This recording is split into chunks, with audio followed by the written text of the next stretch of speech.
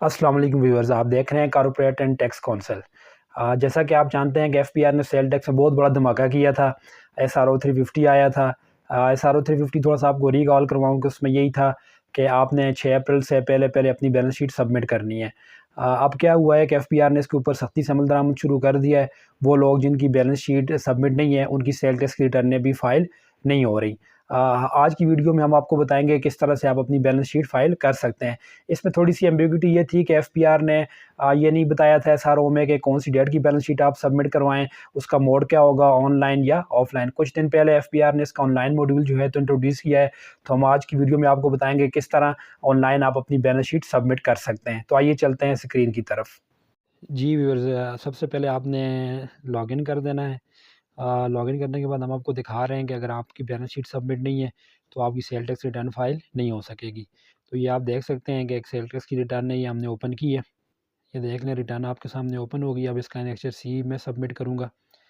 Annexure सी देखें हमने submit कर दिया। अब इसको वापस मैं कैलकुलेट करवाऊँगा।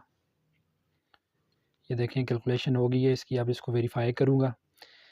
ये मैंने वेरिफिकेशन पिन जो है तो एंटर किया है। अब ये देख सकते हैं आप, रिटर्न जो है तो वेरीफाई हो गई है। अब मैं क्या करूँगा, इसको एक दफ़ा दोबारा कैलकुलेट करवा देता हूँ।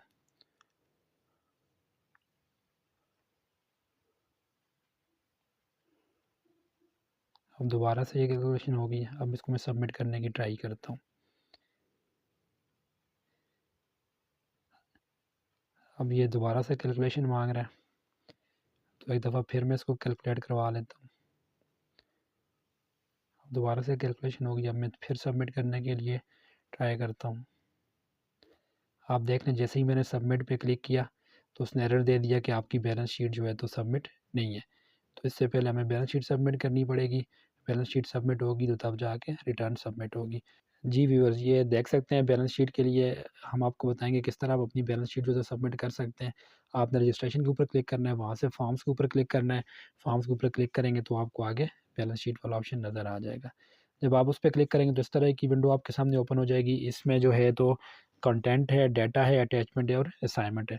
तो कंटेंट में आपने कवरिंग लेटर जो है तो बना के डाल देना है। वो ऑलरेडी हमने एक बनाया हुआ है, वो हम वीडियो की डिस्क्रिप्शन में उसका लिंक भी डाउनलोड कर देंगे, शेयर कर देंगे, ताकि आप उधर से ही डाउनलोड करके इसको अपने हिसाब से मॉडिफाई करके अटैच कर सकें। आप अपने यूनिट ऑफिसर का नाम लिख देना है, ठीक है। बाकी टैक्स पेयर का नाम वगैरह आप लिख देंगे।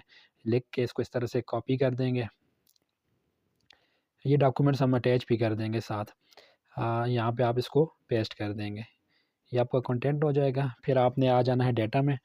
डाटा में आप देखेंगे तो आपके पास बैलेंस शीट का फॉर्मेट ओपन हो जाएगा। एक सिंपल सा बैलेंस शीट का उन्होंने दिया हुआ है फॉर्मेट। तो इसमें आपने बैलेंस शीट को जो है तो अपलोड कर देना है। ये बैलेंस शीट भी हम एक्सेल में जो है तो इसका फॉर्मेट बनाया हुआ है हमने। यही हम वीडियो की डिस्क्रिप्शन में लिंक शेयर कर देंगे, तो आप इधर से डाउनलोड करके इसको भी यूज़ कर सकते हैं। लेकिन एक चीज़ आपने माइंड में रखनी है कि कैपिटल आपने सेल टैक्स के हिसाब से रखना है। यानी कि जितनी आप देख सकते हैं कि अगर आप कैपिटल कम रखेंगे और रिटर्न्स में जो है तो सेल ज़्यादा होंगी तो फिर आपको कमिश्नर की अप्रूवल रिक्वायर्ड होगी। यानी कि आपने अपने क्लाइंट का देख लेना है कि उसकी रिटर्न्स वगैरह में कितनी फ़िगर्स रिपोर्ट हो रही हैं, तो उस हिसाब से ही आपने बैलेंस शीट की फ़िगर्स भी रखनी है, ताकि कल को आपको इश्यू ना हो। क्योंकि अगर 5 times greater than capital sales होंगी तो आपको कमिश्नर की अप्रूवल चाहिए होगी। तो आप ये देख सकते हैं कि बैलेंस शीट बनी हुई है हमारे पास। इसको अब मैं आपको फ़ीड करके बता देता हूँ कि किस तरह से आपने इसमें डाटा फ़ीड करना है। ये 1 बाय 1 जो हेड बने हुए हैं, ये आपने वहाँ से एक्सेल से कॉपी पेस्ट करके यहाँ पे पुट कर देने हैं। हमारे पास ज़्यादा हेड है। यहाँ पर उन्होंने लिमिटेड से हेड दिए हुए हैं, तो जो रेलेवेंट हेड है वहाँ पर हम फिगर पंच करते जा रहे हैं। आप देख सकते हैं कि कैपिटल का जो है तो ऑप्शन है हमारे पास। तो कैपिटल जो है तो यहाँ पे आप इंटर कर देंगे। बस कैपिटल को आपने माइंड में रखना है कि आपकी जो मंथली सेल्स हैं वो कैपिटल के अगर 5 टाइम्स होंगी, ज़्यादा होंगी 5 टाइम्स, तो फिर आपको कमिश्नर से अप्रूवल लेनी पड़ेगी। ये कैपिटल की फ़िगर हमने एंटर कर दी है।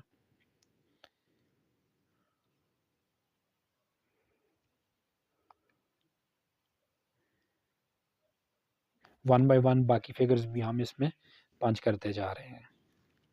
ऊपर वाली साइड पे आप देख सकते हैं कि आपको लायबिलिटीज़ और इक्विटी वाली साइड है, कैपिटल वाली साइड है, और नीचे जो है तो आपकी एसेट्स वाली साइड है। तो 1 बाय 1 आप रेलेवेंट हेड्स में जो है तो फिगर्स ऐड कर लें। ये आप देख सकते हैं ट्रेड एंड अदर पेएबल है लायबिलिटी साइड पे, तो हमने ये ट्रेड एंड अदर लायबिलिटी की एंट्री कर दी। इस तरह से आपने तमाम जो आपकी बैलेंस शीट में हेड्स होंगे वो 1 बाय 1 एंटर कर देने हैं और कोशिश ये कर दें कि फिर इसका पीडीएफ में जो डायरेक्टर है कंपनी का या चीफ एग्जीक्यूटिव है या सोल प्रोप्राइटर है वो साइन भी कर दे और कंपनी के ऊपर स्टैंप भी लग जाए। दूसरा मैं आपको बताता चलूँ कि ये जो बैलेंस शीट हम लोग बना रहे हैं, ये देख अटैचमेंट भी आपने करनी है बैलेंस शीट की। अटैचमेंट में आके बैलेंस शीट आप अटैच भी कर दें। इस तरह से आप बैलेंस शीट साथ अटैच भी कर सकते हैं। दूसरा मैं आपको बता दूं कि जो एसआरओ आया था उसमें कोई डेट मेंशन नहीं थी कि आपने 30 जून की बैलेंस शीट सबमिट करवानी है या किसी और डेट की। तो हम एज़ ऑन 30 मार्च 2024 के हिसाब से बैलेंस शीट बना रहे हैं, तो आप इसी डेट के हिसाब से बना सकते हैं या फिर आप जो 30 जून 2023 की बनी है वो वाली भी अपलोड कर सकते हैं। आप देख सकते हैं मैंने इसको सेव कर दिया, सेव करके सबमिट पे क्लिक किया तो ये बैलेंस शीट सबमिट हो गई। इसके बाद अपनी सेल टैक्स की रिटर्न ईजिली सबमिट कर सकते हैं।